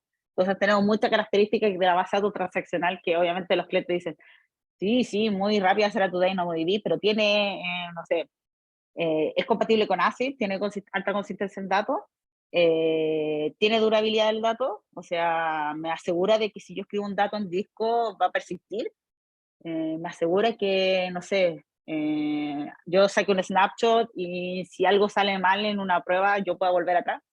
Estas son las cosas que, entre comillas, fueron tapando varias features que empezaron a salir en DynamoDB, ¿no? Y acá, por ejemplo, tenemos algo muy importante que es DynamoDB Accelerator, DAX, que es caché en memoria, pero para DynamoDB. Entonces acá empiezan a aparecer se empieza a hacer sentido este tema de las bases de datos y las bases de datos caché, porque generalmente están muy afectadas unas con la otra, ¿no? Obviamente, si yo tengo una carga de trabajo donde digo, ya recibo mucho más lecturas que escrituras en mi DynamoDB, probablemente debas activar Accelerator, porque obviamente así vas a impactar menos a tu base de datos Dynamo y va a ser lectura sobre la memoria, ¿no? Bueno, la replicación en global ya lo habíamos hablado. Yo le digo básicamente, bueno, mientras lo soporte la región, le digo en qué regiones quiero tener mi base de datos, mi tabla, y particular que también lo hablamos, que es la compatibilidad con SQL. Ya, listo, nos vamos al ejercicio práctico entonces. No me quise complicar mucho con el ejercicio porque la verdad es que lo que es base de datos es un poquito complejo en el sentido ¿cómo se llama? Perdón. Se ve no, ahora tengo que compartir la pestaña. No sé si habrán preguntado por mientras. Mira, por el momento no, así que creo que está todo quedando súper claro. Chuta, qué bueno. Es que un tema un poquito complejo porque son muchos conceptos, entonces tenía como miedo ya. No tengo mi consola WS.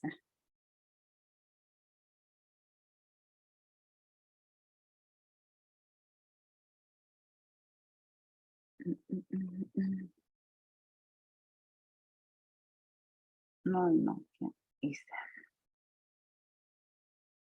Vamos a ver bien. Mm, mm, mm, mm.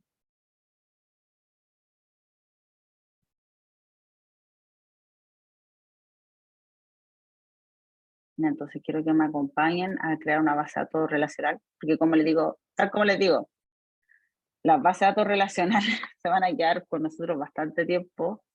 Eh, digo lamentablemente, pero en realidad pasa con todo, pasa con las aplicaciones también, no llegar a inmigrar a nuevas tecnologías. Entonces, obviamente, cuando ustedes tengan un trabajo, entren al mundo cloud, por ejemplo, al mundo de TI, van a ver bases de datos relacionales probablemente. Ya, primero que todo aquí tengo mi base de datos, o sea, mi dashboard de base de datos, no tengo ninguna creada. Me quiere ir mostrando cómo se crea una base de datos, ¿no?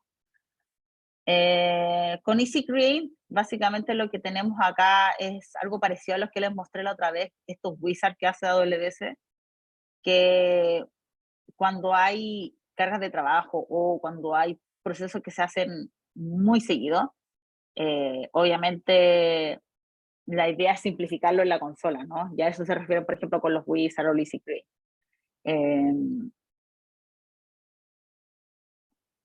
Ya, entonces, aquí tenemos, lo primero que escogemos son los tipos, el tipo de engine o el tipo de motor de base de datos, ¿no? Entonces, tal como les contaba, que aquí está Aurora, que está compatible para MySQL y para Postgre.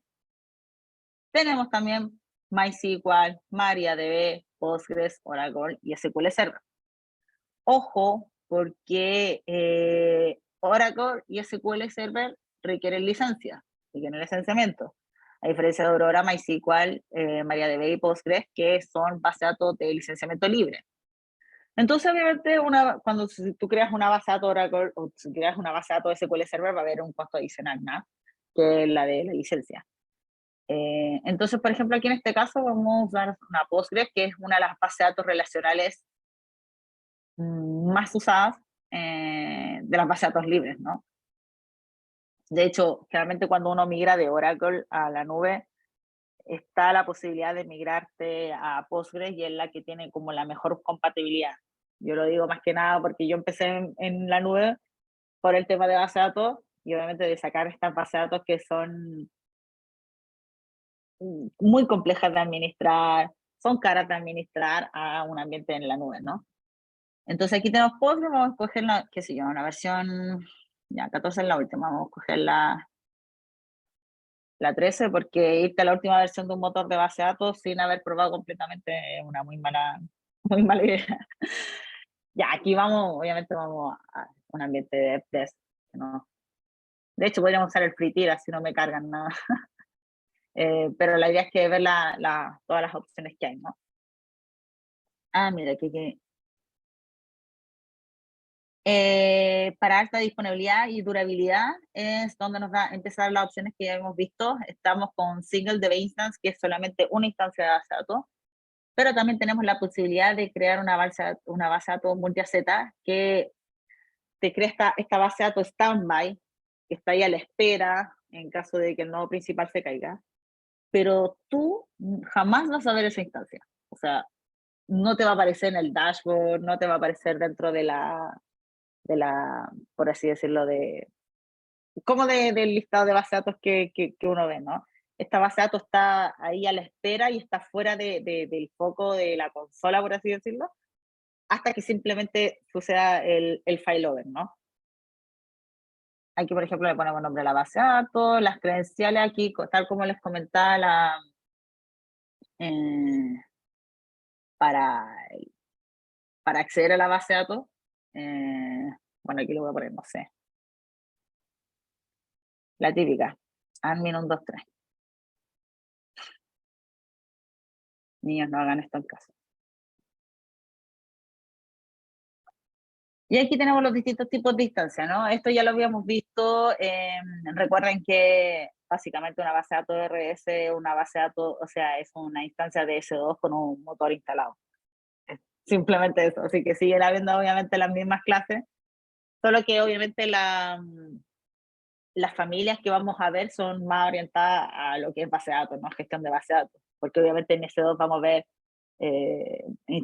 tipos de familia que están más relacionadas con cómputo u otras cosas más orientadas a la aplicación, entonces obviamente no las vamos a ver acá.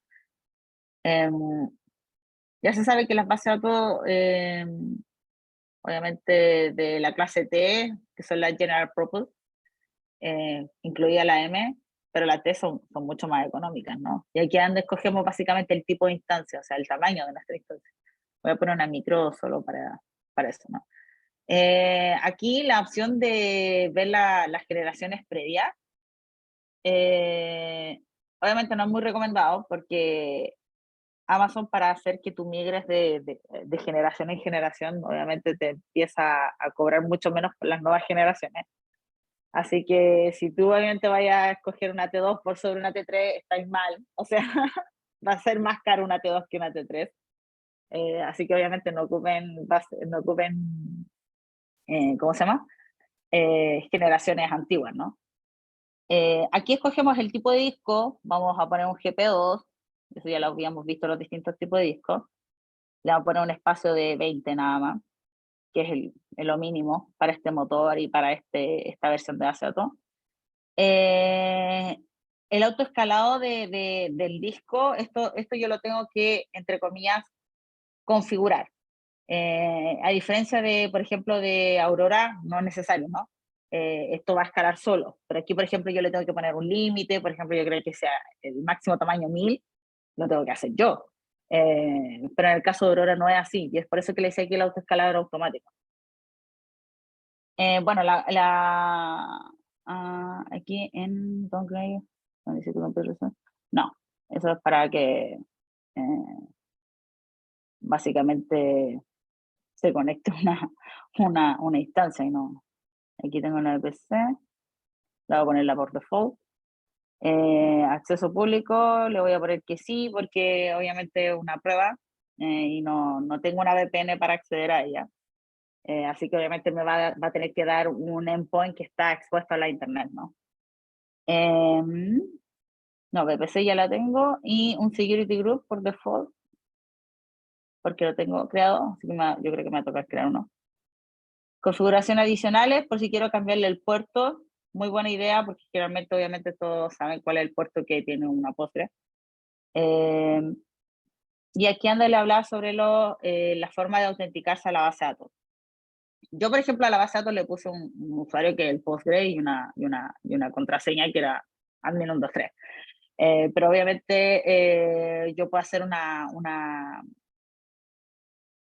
puedo utilizar otras formas de autenticarme a la base de datos, ¿no? Hay unos que son, por ejemplo, que son administrados, que son particularmente, por ejemplo, Kerberos. Obviamente esto no entra en la prueba, pero también puedo usar a usuarios de IAM para acceder a mi base de datos. O sea, espectacular, porque así manejo solamente a los usuarios de IAM para los que tengan permiso en la aplicación o los mismos otros usuarios, tal como yo. Estos ya son temas de monitoreo, por ejemplo, el Performance Insight es más que nada para ver temas de comportamiento de la base de datos, métricas de base de datos. No lo voy a aprender porque obviamente tiene cosas adicionales, ¿no? Aquí en el nombre de base de datos le voy a poner test. Bueno, el parameter group, esto me permite hacer configuraciones especiales dentro de la base de datos. Voy a usar el por default. Backup no lo voy a activar, porque obviamente son costos adicionales. La encripción lo podría hacer, pero no tiene sentido hacerlo ahora. Esto es, por ejemplo, los logs de las bases de datos. Las bases de datos generan logs, generan un montón de logs. Tienes, por ejemplo, logs de queries que sean muy lentas, tienes logs de transacciones, por ejemplo, este usuario hizo esta transacción sobre esta base de datos, etcétera, etcétera. Entonces, todo esto lo podemos llevar a CloudWatch y obviamente ya vimos CloudWatch y podemos ver obviamente el comportamiento de la base de datos. Bueno, el auto upgrade, se podría decir, ¿cómo diría? Bueno, las bases de datos tienen distintas versiones, ¿no? Tienen una versión mayor y una versión menor. Las bases de datos cuando cambian de versión mayor es porque hay un montón de cambios y cambios importantes que le hacen cambiar de versión, pues, ¿no? Es como cuando tú versionas tu código, cuando tú versionas bueno, puede ser varias cosas. Por ejemplo, una documentación. Entonces, si hay un cambio muy importante, yo voy a pasar del 1 al 2, ¿no? Pero si no hay un cambio muy relevante o son cambios menores que no mueven mucho la aguja, entonces paso de un 1.0 a un 1.2, 1.3, etc. Yo aquí en el maintenance, cuando activo el auto-upgrade de las versiones menores, quiere decir que yo voy a ir subiendo de versión de las menores, de las pequeñas, de los pequeños cambios, de forma automática. Y eso ayuda un montón en el sentido de que así no tienes que mantener tu base de datos y llegas a un punto en que, hey, mi versión de base de datos cambió mucho y tengo que hacer un upgrade mucho más importante, ¿no? Bueno, esta es la ventana de mantenimiento y es cuando, por ejemplo, cuando tengo que hacer, no sé, cuando tengo que aplicar un nuevo cambio, por ejemplo, en un parámetro y tengo que reiniciar la instancia. Dentro de este periodo yo puedo hacer todos esos cambios, ¿no? En este caso no lo voy a activar.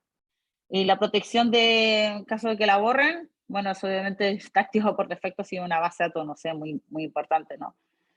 Y aquí obviamente me va a tirar ya finalmente el estado final. O sea, por ejemplo, perdón, ahí, apreté mal. De cuánto más o menos me va a salir mensualmente esta base de datos, ¿no? Y aquí le voy a dar crear, voy a verificar que sea Postgres, sí.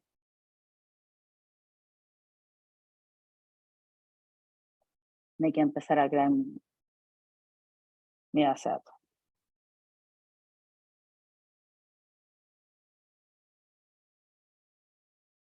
Andrea, mientras se está creando, Ujú, ¿le puedes dar algunos tips acá a los chicos para la ujú, certificación de Cloud Partitioner? Porque ujú. estamos un poco extendidos de la hora, Uy, entonces sí, para de que hecho vamos sí. aprovechando el tiempo. Vale. Nada, los tips sobre ya les había comentado.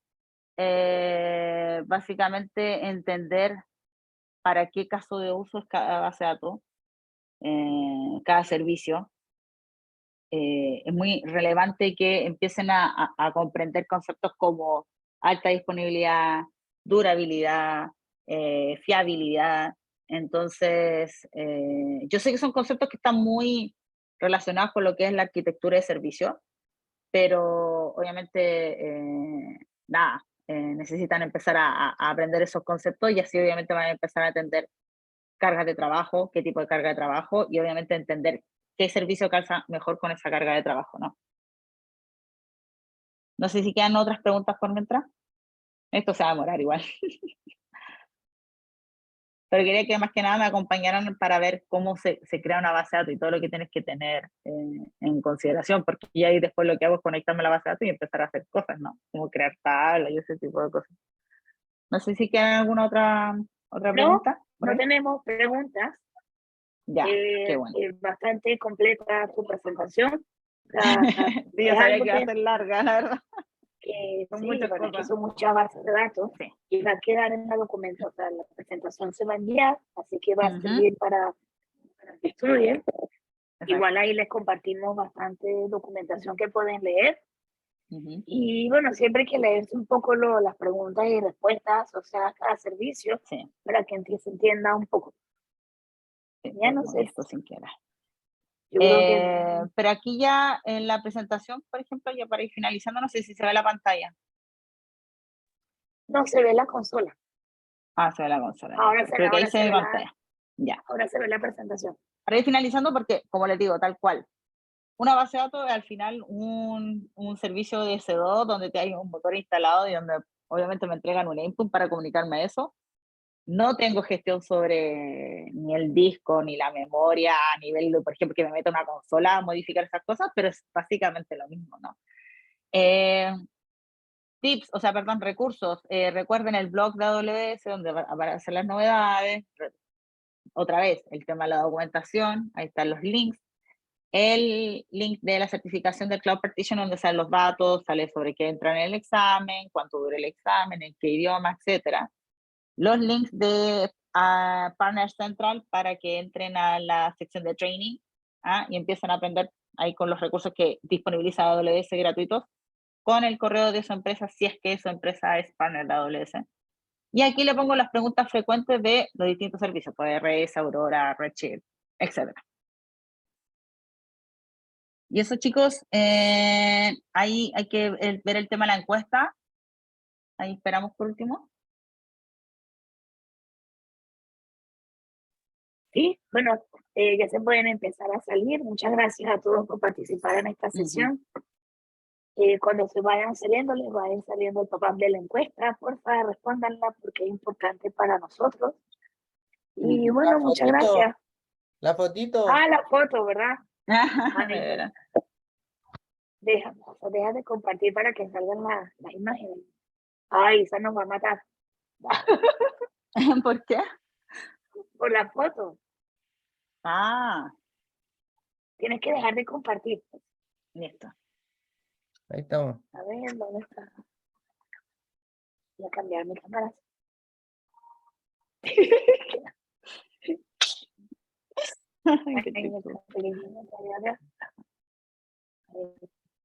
Listo, perfecto. Ya. Un abrazo grande, Andrea, Eli, muchas gracias. Buen miércoles de sesión, así que todos descansen, que tengan buenas noches y espero les haya gustado mucho. Andrea, excelente el contenido, muy, muy, muy completo, así que felicitaciones por eso. Vale, gracias, no hay problema. Un abracito grande, que descansen todos. Vale. Chao. Tengo que dejar de grabar ahora, ¿cierto? Sí, sí. Sí. Sí. O igual yo corto y se guarda solo el Ah, se guarda solo. Sí.